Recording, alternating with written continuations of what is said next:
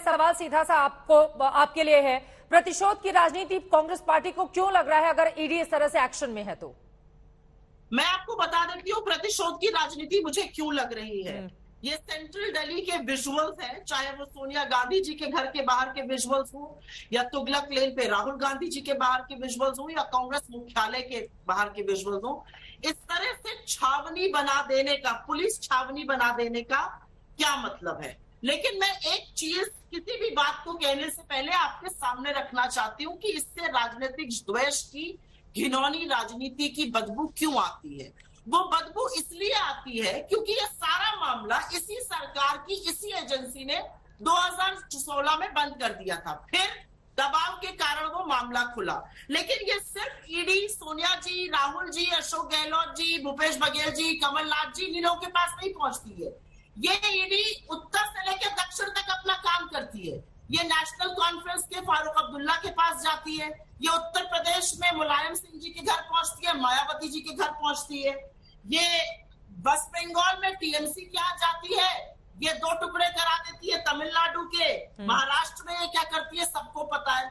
जो तो द्वेष की राजनीति है उसका प्रमाण ईडी, जो election department Bharatiya Janata party का नया फ्रंटल है, वो बार-बार दे चुकी है। अब सवाल ये है कि आखिर मूक दर्शक बनकर हम कब तक बैठे रहेंगे, क्योंकि ईडी के तरफ बहुत सारी चीजें हैं खोजने को।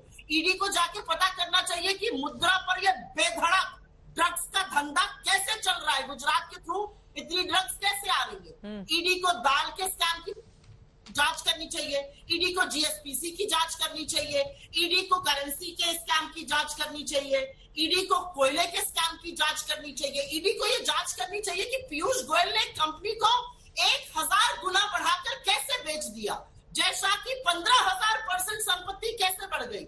ईडी को जांच करनी चाहिए तमाम चीजों की। लेकिन ईडी सिर्फ और सिर्फ द्वेष के लिए, राजनीतिक प्रतिशोध के चलते ही इस्तेमाल होती है।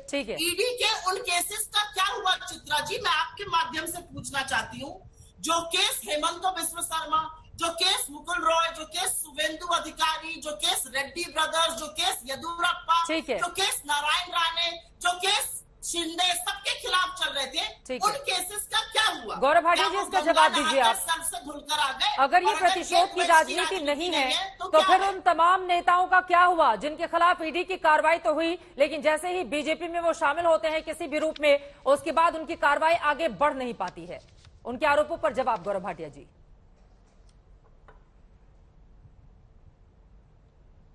मैं बिल्कुल दूंगा, लेकिन उससे पहले देखिए, कम से कम जब कोई उत्तर नहीं दिया नेशनल हेराल्ड घोटाले पे, तो ये मान लिया कि सोनिया गांधी, राहुल गांधी तो भ्रष्टाचारी हैं, क्योंकि इस पे तो इनके पास कोई उत्तर था नहीं।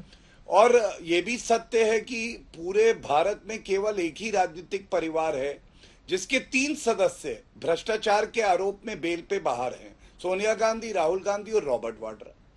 मेरा एक सवाल था, इन्होंने उत्तर नहीं दिया, लेकिन मैं कह रहा हूं इनकी सारी बातें अगर मान ली जाएं तो ये अगर राजनीतिक द्वेष का मामला है तो आप कोर्ट जाके खत्म क्यों नहीं कराते मामले को, ये मैं नहीं समझ पाया, दर्शक भी जानना चाहते हैं। और दूसरी बात, इन्होंने कहा कि इसका मामला था, उसके खिलाफ कार्रवाई हुई, इसके खिलाफ कार्रवाई हुई। आप मुझे ये बताइए कि अगर एक कोई भ्रष्टाचारी है, किसी भी पार्टी से हो, उससे जो सोनिया गांधी, राहुल गांधी ने प्रथम दृष्टया मनी लॉन्डर किया या भ्रष्टाचार किया, वो सही हो जाएगा? नहीं हो जाएगा चित्रा जी।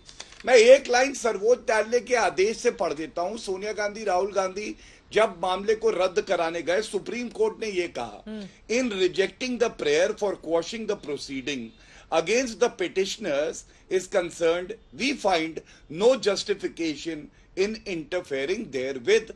हम लोग इस पे कोई आदेश नहीं देंगे, राहत नहीं देंगे। उसके बाद कार्रवाई हो रही है।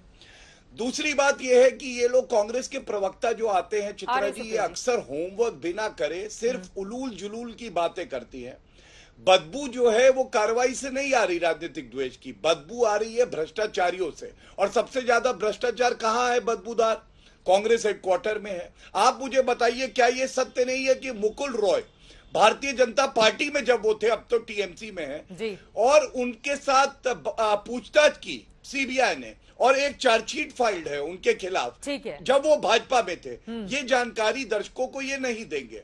लेकिन बात ये है कि आज आप पे आरोप लगे हैं, आप उसकी कोई सफाई देंगे क्या? इतना दमखम सोनिया गांधी में होगा कि एक प्रेस वार्ता करके बताएं ठीक है। कि 1 करोड़ का लोन एक शेल कंपनी यंग इंडिया को कैसे दिया?